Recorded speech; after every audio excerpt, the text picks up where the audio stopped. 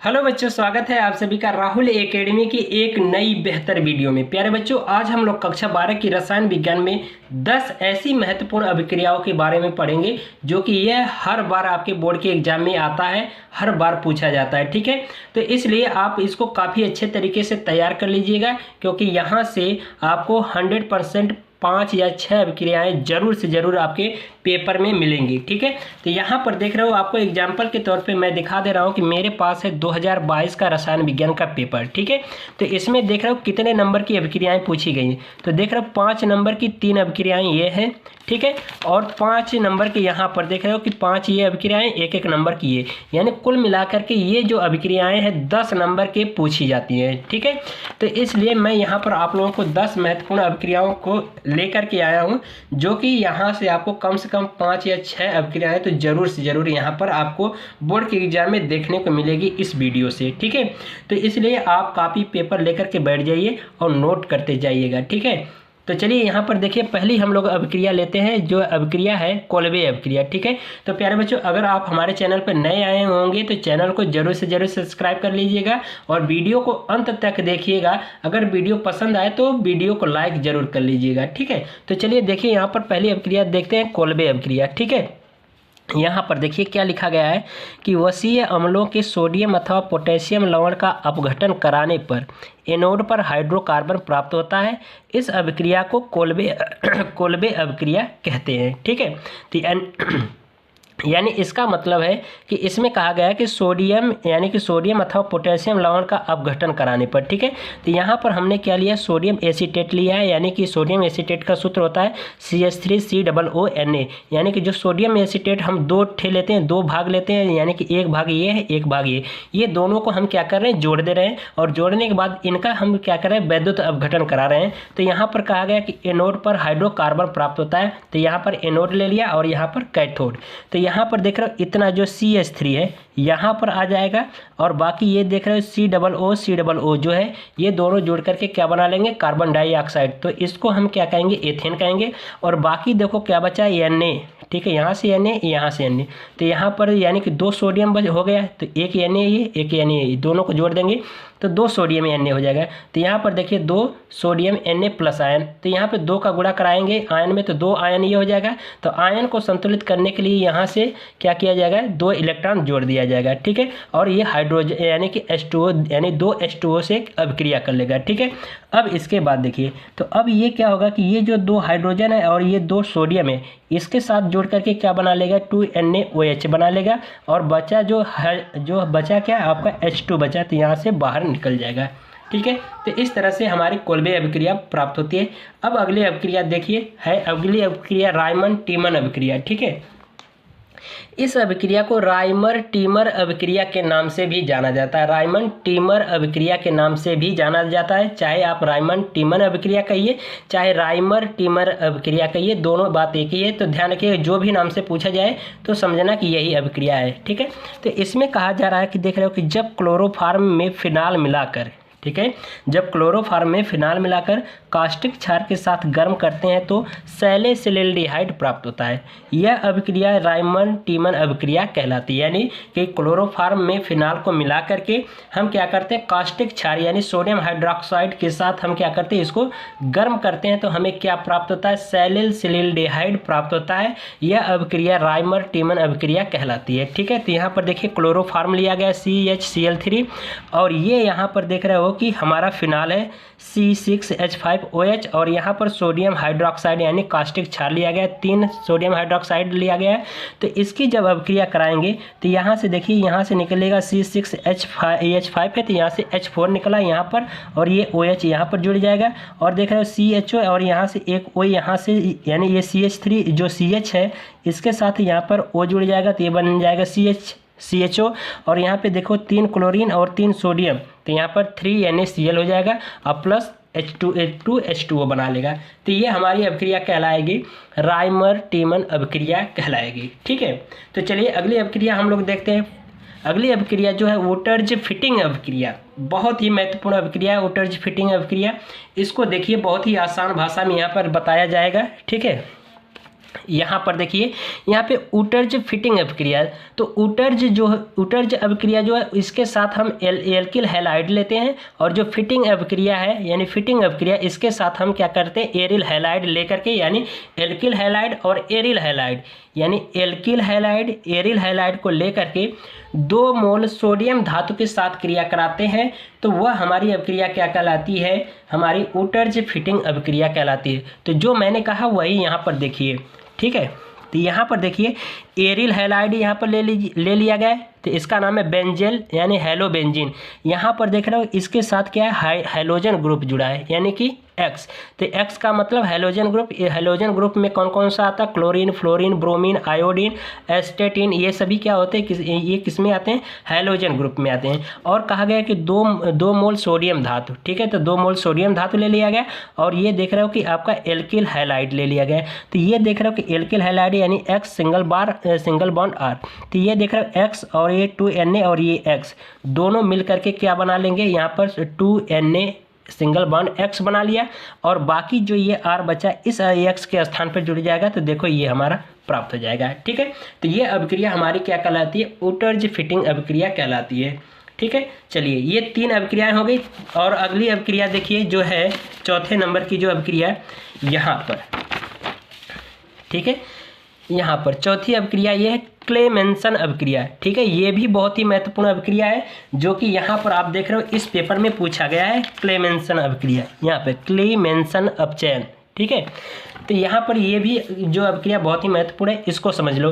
तो यहाँ पर कहा गया है कि जब किसी एल्डिहाइड या कीटोन की अभिक्रिया, ठीक है, चाहे कीटोन ले लीजिए चाहे एल्डिहाइड ले लीजिए, उनकी अभिक्रिया हम क्या करते हैं, ZnAg तथा तन HCl के साथ कराई जाए, यानी कि उसके साथ हम क्या करें, अभिक्रिया कराएं कीटोन या एल्डिहाइड के साथ, तो हमें क्या प्राप्त होता है, एल्केन प्राप्त होता है। तो यह अभिक्रिया हमारी क्या कहलाती है, क्लेमेंसन अभिक्रिया या क्लेमेंसन अपचयन कहलाती है। तो यहाँ पर देखिए हमने एसीटोन ले लिया, एसीटोन का मतलब कीटोन ग्रुप यहाँ पे जुड़ा है, तो ये हमारा क्या एसीटोन हो गया, और कहा गया कि ZnAg और तन HCl के साथ अभिक्रिया कराई जाए। तो यहाँ पर देखो ZnAg और तन HCl अभिक्रिया ली गई, तो यहाँ पर क्या होगा कि इसके साथ जब अभिक्रिया कराएंगे तो यहाँ से क्या होगा, हाइड्रोजन यानी ऑक्सीजन विस्थापित हो जाएगा, और 2 हाइड्रोजन यहाँ पर आकर के जुड़ जाएगा, तो ये हमारा क्या प्राप्त हो गया, प्रोपेन प्राप्त हो गया, ठीक है। तो इसमें यही कहा गया कि एल्डिहाइड या कीटोन के साथ अभिक्रिया कराएं तो हमें क्या प्राप्त होता है, एल्केन प्राप्त होता है। तो ये देख रहे हो जो प्रोपेन हमारा एल्केन समूह का है, ठीक है। तो ये हमारा क्या कहलाएगा, क्लेमेंसन अपचयन की अभिक्रिया कहलाएगी, ठीक है। तो ये भी बहुत महत्वपूर्ण है। तो अगली देखिए, अगली जो अभिक्रिया 5वें नंबर की जो अभिक्रिया है, वोल्फ किस्नर अपचयन, ठीक है। ये भी बहुत ही महत्वपूर्ण अभिक्रिया है प्यारे बच्चों, इसको ध्यान से देखिए। इसमें क्लेमेंसन अपचयन यानी वोल्फ किस्नर अभिक्रिया क्या कहलाती है, किसे कहते हैं, यहाँ पर देखिए लिखा गया है कि इस अभिक्रिया में कार्बोनिल का मेथिल समूह, ठीक है, इस अभिक्रिया में कार्बोनिल का मेथिल समूह में अपचयन कराया जाता है, तो कार्बोनिल समूह की हाइड्रोजन से क्रिया कराने पर एक योगशील यौगिक बनता है, जिसे यानी कि जो नया योगशील यौगिक बनेगा उसको हम क्या करेंगे, 200 डिग्री सेल्सियस पर सोडियम हाइड्रोक्साइड की उपस्थिति में गर्म करेंगे, तो वो हमें क्या बनाएगा, क्या प्राप्त करेगा, हाइड्रोकार्बन प्राप्त करेगा, और इस अभिक्रिया को हम क्या कहेंगे, वुल्फ किस्नर अभिक्रिया कहेंगे, ठीक है। तो यहाँ पर देखिए, तो यहाँ पर हम क्या किए, कोई एक कार्बोनिल समूह लिया और हाइड्रोजन लिया, ठीक है। हाइड्रोजन का सूत्र होता है H2N सिंगल बॉन्ड NH2, ठीक है। इसके साथ अभिक्रिया कराएंगे, तो यहाँ पर देख रहे हो कि ये जो अभिक्रिया है ये क्या प्राप्त हो जाएगा, ये हमें यहाँ पर ये क्या होगा, इससे हाइड्रोजन यहाँ पर पहली बात तो ये इतना वाला भाग क्या होगा, जल बना करके यहाँ से बाहर निकल जाएगा H2O, और ये जो N बचा है ये इसके साथ आकर के जुड़ जाएगा। तो यहाँ पर देख रहे हो इसके साथ आकर के जुड़ जाएगा। तो अब यहाँ पर देखो क्या हो गया, यहाँ पर यानी N ये प्राप्त हुआ। अब ये देखो सिंगल बॉन्ड N और सिंगल बॉन्ड N ये जो है, ये दोनों क्या बना लेंगे, नाइट्रोजन बना लेंगे, और ये हाइड्रोजन क्या होगा, इसके O के स्थान पे आकर के जुड़ जाएगा, एक बॉन्ड ब्रेक हो जाएगा। तो ये क्या प्राप्त हो जाएगा, single bond C single bond H2, ठीक है। ये H2 यहाँ पर आ जाएगा, और ये दोनों Na जुड़ करके N यानी जो NN है ये दोनों N2 बना लेगा, तो इसको कहेंगे मेथिलीन समूह। तो चलिए उदाहरण के माध्यम से समझिए। तो यहाँ पर हम क्या कर रहे हैं, एक फॉर्मेल्डिहाइड ग्रुप लेते हैं, ठीक है। तो यहाँ पर है C double bond O single bond CH3 और सिंगल बॉन्ड H है, ठीक है। और बाकी ये जो चीज़ लिखा गया उसी को हम क्या करें यानी हाइड्रोजन ले रहे हैं, तो हाइड्रोजन ले लिया। तो अब ये देखो ऑक्सीजन और ये हाइड्रोजन दोनों क्या मिल करके जल बनाएंगे, तो जल बना करके ये क्या होंगे, बाहर निकल गए। और ये Na जो है इसके साथ यानी O के स्थान पे ये जो N है इसके साथ आकर के जुड़ जाएगा, तो ये बन जाएगा C single bond CH3 single bond H और यहाँ पर डबल बॉन्ड N आकर के यहाँ पर जुड़ेगा। तो यही देखो ये वाला जो N है O के स्थान पे आ गया, तो यहाँ पर क्या हो गया, डबल बॉन्ड N और ये NH2 जो है इसके साथ जुड़ जाएगा, NH2 बन गया। अब ये देख रहे हो कि ये नया योगशील यौगिक प्राप्त हुआ है। तो अब यही दोनों नाइट्रोजन के यानी दोनों नाइट्रोजन यानी N जो दोनों हैं वो क्या बना लेंगे, जुड़ करके N2 बना लिया और ये NH2 जो है इसके साथ आकर के जुड़ जाएगा। तो देखो वही चीज़ यहाँ पर क्या हो गया, ये H2 इसके साथ जुड़ गया और ये दोनों N2 ये बना लिए, ठीक है। तो अब ये हमारा क्या कहलाता है, एथेन कहलाता है, ठीक है।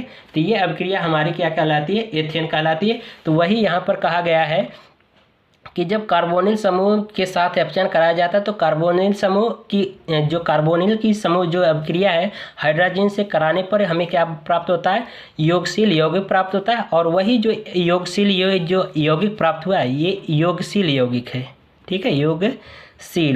योगशील यौगिक जो ये प्राप्त हुआ है इसको अब क्या करेंगे, 200 डिग्री सेल्सियस पे सोडियम हाइड्रोक्साइड से के साथ गर्म करेंगे। तो अब ये जो Na है यानी जो दोनों Na ये क्या नाम N और N दोनों मिलकर के क्या बना लेंगे, N2 बना लिया और ये H2 जो है इसके स्थान पे आ जाएगा। तो देखो वही चीज़ और ये यहाँ से एक बॉन्ड टूट जाएगा, डबल बॉन्ड ब्रेक हो जाएगा। तो यहाँ पर सिंगल बॉन्ड बचा और ये H2 क्या होगा, इसके साथ आकर के जुड़ जाएगा और बाकी ये N जुड़ करके N2 बना लिया। तो ये हमारा क्या प्राप्त हो गया, एथेन प्राप्त हो गया। और एथेन हमारा किसका है, हाइड्रोकार्बन का ग्रुप है, ठीक है। चलिए अगली अभिक्रिया देखते हैं, हेल्फलार्ड-जेलेंस्की अभिक्रिया और इसको हम HVZ के नाम से भी जानते हैं। ये भी बहुत ही महत्वपूर्ण अभिक्रिया जो कि यहाँ पर देख रहे हो कि ये भी अभिक्रियाएँ यहाँ पर आपके बोर्ड के एग्जाम में पूछी गई हैं, ठीक है। तो इसको भी आप देख लीजिए, 6वें नंबर की अभिक्रिया। तो इसमें कहा गया कि इस अभिक्रिया में किसी कार्बोक्सिलिक अम्ल को अल्फा हेलो कार्बोक्सिलिक अम्ल में बदल जाता है, ठीक है। यानी कि इसमें क्या करते हैं, इस अभिक्रिया में हम क्या करते हैं, कार्बोक्सिलिक अम्ल को हम क्या करते हैं, अल्फा हेलो कार्बोक्सिलिक अम्ल में क्या करते हैं, बदलते हैं, ठीक है। कार्बोक्सिलिक अम्ल से हम किस में बदल देते हैं, अल्फा हेलो कार्बोक्सिलिक अम्ल में क्या करते हैं, बदल देते हैं। तो ये अभिक्रिया क्या कहलाती है, हेल्फलार्ड-जेलेंस्की अभिक्रिया कहलाती है, ठीक है। तो यहाँ पर देखिए लिया गया है एक हम कार्बोक्सिलिक अम्ल का यहाँ पर उदाहरण लिया गया है। तो यहाँ पर है यानी R single bond CH2 single bond C फिर डबल बॉन्ड O फिर सिंगल बॉन्ड OH। तो ये जो इतना जो ग्रुप है, इतना वाला जो भाग है ये हमारा कार्बोक्सिलिक अम्ल का भाग है। और बाकी जो देख रहे हो ये इसके बाएं साइड जो जुड़ा है CH2, तो यहाँ पर जो C है ये हमारा अल्फा कार्बन है, ठीक है। ये हमारा C क्या है, अल्फा कार्बन है। और हम क्या कर रहे हैं, फास्फोरस और ये हैलोजन ग्रुप यानी X2 की उपस्थिति में इसकी क्रिया कराएंगे। तो X2 का मतलब, X का मतलब हैलोजन ग्रुप, हैलोजन का मतलब क्लोरीन, फ्लोरीन, ब्रोमीन, आयोडीन, ये सभी इनमें से कोई भी यहाँ पर जुड़ सकता है। तो अब ये जो हैलोजन ग्रुप है इस कार्बन के स्थान पर आकर के यहाँ पर अल्फा जो कार्बन है इसके स्थान पर आकर के जुड़ जाएगा। तो और एक हाइड्रोजन यहाँ से विस्थापित हो जाएगा, ठीक है। तो इसके स्थान पर आकर के यानी कि जो हैलोजन जो ग्रुप जब जुड़ता है तो वो क्या करता है, एक हाइड्रोजन को क्या करता है, विस्थापित करके तब जुड़ता है। तो यहाँ से क्या करेगा, एक हाइड्रोजन विस्थापित करके यहाँ से क्या होगा, आकर के X जुड़ जाएगा। तो यहाँ पर देखो क्या प्राप्त हो गया, R सिंगल बॉन्ड CH, क्योंकि यहाँ पे CH2 था तो एक हाइड्रोजन विस्थापित किया तो एक हाइड्रोजन बचा, तो ये हो गया CH। और ये यहाँ पर क्या होगा, इस अल्फा जो कार्बन है इसके स्थान पे X आकर के जुड़ जाएगा और X के स्थान पे इनमें से कोई भी जुड़ हो सकता है। और ये C single bond C double bond O फिर सिंगल बॉन्ड OH वही प्राप्त हो जाएगा। तो इसको हम क्या कहेंगे, अल्फा हेलो कार्बोक्सिलिक अम्ल कहेंगे, ठीक है। तो ये जो अभिक्रिया कहलाती है हमारा हेल्फलार्ड-जेलेंस्की अभिक्रिया कहलाती है, ठीक है। तो चलिए अब हम लोग अगला नंबर अभिक्रिया देखें यानी 7वें नंबर की अभिक्रिया, ठीक है। 7वें नंबर की अभिक्रिया देखिए क्या है, ये भी देखिए बहुत ही महत्वपूर्ण अभिक्रिया है। इसका है 7वां नंबर एल्डोल संघनन, बहुत ही महत्वपूर्ण अभिक्रिया एल्डोल संघनन है। इसको भी देख लीजिए क्या होती है। यहाँ पर कहा जा रहा है कि ऐसे एल्डिहाइड जिनमें अल्फा हाइड्रोजन परमाणु पाए जाते हैं, यानी कि ऐसे एल्डिहाइड जिनमें क्या हो, अल्फा हाइड्रोजन परमाणु पाए जाते हों। और क्या कहा जा रहा है कि सोडियम हाइड्रोक्साइड की उपस्थिति में आपस में संघनित होकर के क्या बनाते हैं, एल्डोल यौगिक बनाते हैं। और इस अभिक्रिया को हम क्या कहते हैं, एल्डोल संघनन कहते हैं, ठीक है। यानी इसका मतलब ये है कि ऐसे एल्डिहाइड समूह हो जिनमें क्या हो, अल्फा हाइड्रोजन परमाणु पाए जाते हों और उनको हम क्या करें, NaOH की उपस्थिति में क्या करें, संघनित कराएं, तो वो हमें एल्डोल यौगिक बनाते हैं। और वही जो एल्डोल यौगिक होता है वो हमारा क्या कहलाता है, एल्डोल संघनन कहलाता है। जो हमें एल्डोल यौगिक बना करके देगा वही हमारा, वही क्रिया क्या कहलाती है, एल्डोल संघनन कहलाती है। अब क्रिया में देखिए, अब क्रिया में देखिए यहाँ पर लिया गया एसीटल्डिहाइड लिया गया है, तो यानी CH3 single bond C single bond H फिर डबल बॉन्ड O, ठीक है। फिर यहाँ पर लिया गया HCH2 सिंगल बॉन्ड CHO, तो यहाँ पर क्या होगा कि ये जो हाइड्रोजन ऑक्सीजन के साथ आकर के जुड़ जाएगा, तो यहाँ पर देख रहे हो कि वही चीज़, और यहाँ पर देखिए क्या बन जाएगा, और ये O क्या होगा, यहाँ पर आकर के जुड़ जाएगा, ठीक है। तो यहाँ पर देखिए क्या बन गया इसके साथ, यानी कि ये जो O है इसके साथ आकर के जुड़ गया और ये H है कार्बन के साथ जुड़ जाएगा। तो यहाँ पर बना आपका CH3 सिंगल बॉन्ड CH, क्योंकि ये जो H है इसके साथ आकर के जुड़ जाएगा और ये जो है O यहाँ पर चला जाएगा। तो देखो CH3 CH फिर डबल बॉन्ड OH, बाकी जो बचा यहाँ पर देखो, अब यहाँ पे एक सिंगल बॉन्ड बचा है, तो क्योंकि हाइड्रोजन यहाँ से हटा तो एक इलेक्ट्रॉन मुक्त हुआ था, ये जो इलेक्ट्रॉन क्या होगा, यहाँ से सिंगल बॉन्ड एक ब्रेक करेगा तो इसके साथ जुड़ा है, तो ये हो जाएगा CH2 और ये बचा है सिंगल बॉन्ड CHO। तो ये हमारा क्या कहलाता है, एल्डोल संघनन कहलाता है। फिर से समझ लीजिए, यहाँ पर क्या किया गया, एसीटल्डिहाइड लिया गया है, यानी CH3 single bond C single bond H फिर डबल बॉन्ड O और प्लस HCH2, यानी कि यहाँ पर क्या है आपका CH3 है ये, ठीक है। ये हमारा क्या है, CH3 ही लिखा गया है, ठीक है। और CH3 को हमने क्या किया, अलग भागों में लिख दिया गया इस तरह से, यानी कि H को पहले लिख लिया, एक H और CH2 ऐसे लिख दिया, तो यानी कि ये CH3 है। तो एक हाइड्रोजन क्या होगा, इसके साथ आकर के कार्बन के साथ जुड़ जाएगा, ठीक है। तो और ये जो O है इसके साथ जुड़ जाएगा, तो ये और एक यहाँ से क्या करेगा, ये जो हाइड्रोजन आकर के जुड़ेगा तो यहाँ से एक बॉन्ड ब्रेक करेगा, तो ये O कहाँ पर चला जाएगा, इसके साथ। तो ये देखो बन गया हमारा, यहाँ पर आगे देखिए CH3, ये इतना इधर देखिए CH3 है तो सिंगल बॉन्ड C फिर डबल बॉन्ड ये O चला गया H के साथ, तो ये हो गया डबल बॉन्ड OH और यहाँ से एक बॉन्ड ब्रेक हुआ, तो ये हाइड्रोजन यानी कि ये वाला जो बचा इतना वाला पार्ट CH2 इसके साथ जुड़ गया, तो ये देखो CH2 और बाकी ये बचा है CHO, तो ये हमारा क्या हो गया, एल्डोल बन गया, ठीक है। तो इस तरह से हमारी ये अभिक्रिया क्या कहलाती है, एल्डोल संघनन कहलाती है। चलिए अगली महत्वपूर्ण अभिक्रिया देखते हैं, 8वें नंबर की विलियमसन संश्लेषण, ठीक है। ये भी बहुत महत्वपूर्ण अभिक्रिया, इसको समझते हैं। यहाँ पर है लिखा गया है, सोडियम एथॉक्साइड की अभिक्रिया एथिल आयोडाइड से कराने पर डाई एथिल ईथर प्राप्त होता है। यानी सोडियम एथॉक्साइड की अभिक्रिया हम क्या करते हैं एथिल आयोडाइड के साथ कराते हैं, तो वो हमारी अभिक्रिया क्या कहलाती है, क्या बनती है, हमें क्या प्राप्त होता है, इससे डाई एथिल ईथर प्राप्त होता है। तो यहाँ पर देखिए ये सोडियम एथॉक्साइड लिया गया है, यानी C2H5ONa, ठीक है। तो इसको हम कहते हैं सोडियम एथॉक्साइड, और आगे कहा गया है कि एथिल आयोडाइड, तो यानी कि ये हमारा C2H5 ये हमारा क्या है, एथिल आयोडाइड। तो इसमें क्या होगा कि ये जो सोडियम और जो आयोडीन है ये दोनों जुड़ करके क्या बना लेंगे, सोडियम आयोडाइड बना लेंगे, यानी NaI, और बाकी ये जो है क्या होगा कि ये जो C2H5 जो बचा है इस सोडियम के स्थान पे आकर के जुड़ जाएगा, तो देखो क्या प्राप्त होगा, C2H5O C2H5। और ये जो आपका ईथर का जो क्रियात्मक समूह होता है यही होता है, ये ध्यान रखना, ये ईथर का क्रियात्मक समूह है। तो देखो दोनों साइड एल्किल समूह जुड़ा है, तो यानी कि देख रहे हो एथिल समूह, तो ये C2H5O C2H5O, तो यानी कि ये हमारा क्या है, दोनों समान है, तो डाई एथिल ईथर है ये हमारा। तो ये हमारा क्या कहलाता है, डाई एथिल ईथर कहलाता है। तो ये अभिक्रिया हमारी क्या कहलाएगी, विलियमसन संश्लेषण अभिक्रिया कहलाएगी, ठीक है। तो चलिए अगली महत्वपूर्ण अभिक्रिया देखते हैं। आई होप आप लोगों को सभी समझ में आ रही होगी अभिक्रिया, ठीक है। तो अगली अभिक्रिया देखिए यहाँ पर जो है कैनिंजारो अभिक्रिया है, ठीक है। कैनिंजारो अभिक्रिया जो कि ये भी बहुत ही महत्वपूर्ण अभिक्रिया है, इसको देख लीजिए। यहाँ पर देखिए लिखा गया है कि जब बेंजिल्डिहाइड की अभिक्रिया सांद्र NaOH के साथ कराते हैं तो बेंजिल एल्कोहल तथा सोडियम बेंजोएट बनता है।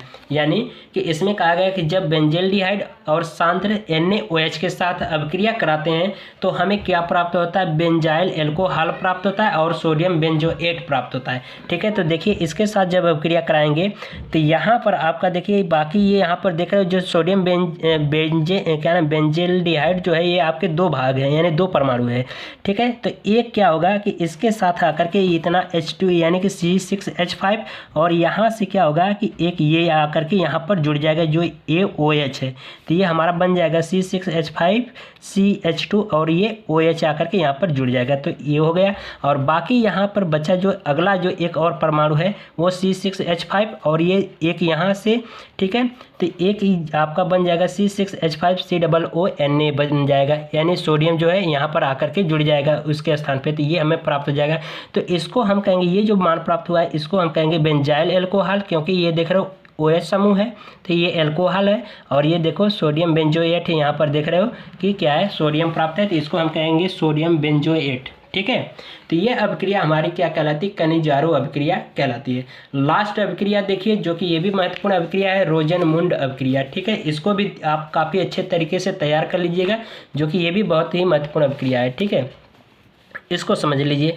तो इसमें कहा गया कि रोजनमुंड अभिक्रिया में कहा गया कि जब PD यानी PD का मतलब पैलेडियम, जब PD BaSO4 की उपस्थिति में एसिड क्लोराइड का अपचयन कराने पर एल्डिहाइड बनाते हैं तो यह अभिक्रिया क्या कहलाती है, रोजनमुंड अभिक्रिया कहलाती है। ठीक है, यानी कि जब पैलेडियम BaSO4 की उपस्थिति में हम क्या करते हैं, एसिड क्लोराइड का अपचयन कराते हैं, यानी अपचयन का मतलब उनको हम बाहर निकालते हैं, तो उसमें कहा जा रहा है कि तो हमें क्या प्राप्त होता है, एल्डिहाइड बनते हैं, यानी एल्डिहाइड प्राप्त होता है। तो ये अभिक्रिया क्या कहलाती है, रोजनमुंड अभिक्रिया कहलाती है। अभिक्रिया देखिए यहाँ पर लिया गया है कि यहाँ पर लिया गया C डबल बांड O और ये single bond CH3 single bond chlorine यानी कि Cl लिया गया है। इसको कहा गया है क्या नाम है, एसिड क्लोराइड और 2 हाइड्रोजन परमाणु के साथ अभिक्रिया कराई जाएगी और किसकी उपस्थिति में, पैलेडियम BaSO4 और क्या है BaSO4 की उपस्थिति में कराई जाएगी। तो यहाँ पर देखिए, यहाँ पर 2 हाइड्रोजन है तो एक हाइड्रोजन इस क्लोरीन के साथ जुड़ करके क्या बना लेगा, HCl बनाएगा। ठीक है, यानी कि जुड़ेगा क्या, इसके मतलब कि यहाँ पर देखिए क्लोरीन के साथ, यानी कि ये जो क्लोरीन को क्या करेगा, विस्थापित कर देगा। क्लोरीन क्या है, हैलोजन ग्रुप है ना, तो हैलोजन ग्रुप पे यानी कि जब हैलोजन ग्रुप को विस्थापित करेगा हाइड्रोजन, तो हाइड्रोजन क्या करेगा, क्लोरीन को विस्थापित करके यहाँ पर आकर के जुड़ गया, तो यहाँ पर बन गया क्या, H। और बाकी यहाँ पर देखो वही चीज़ है, तो यहाँ पर क्या होगा, ये H हो गया और एक H जो है इस क्लोरीन के साथ जुड़ करके HCl बाहर निकाल लेगा, यानी एक हाइड्रोजन क्लोरीन को विस्थापित करेगा तो एक हाइड्रोजन यहाँ पर आकर के जुड़ेगा और एक हाइड्रोजन बचा तो जो कि HCl के साथ जुड़ करके, यानी कि H के साथ जुड़ करके क्या करेगा, यानी कि यहाँ से एक जो हाइड्रोजन है क्लोरीन को विस्थापित करेगा, तो एक हाइड्रोजन यहाँ पर आकर के जुड़ा, तो यहाँ पे देखो एक हाइड्रोजन आकर के जुड़ा। अब ये क्लोरीन बाहर निकल गया तो एक हाइड्रोजन यहाँ पर बचा है और ये एक क्लोरीन ये, तो यानी कि दोनों मिलकर के क्या बना लेंगे, HCl, और यहाँ पर यानी कि ये HCl क्या होगा, बाहर निकल जाएगा।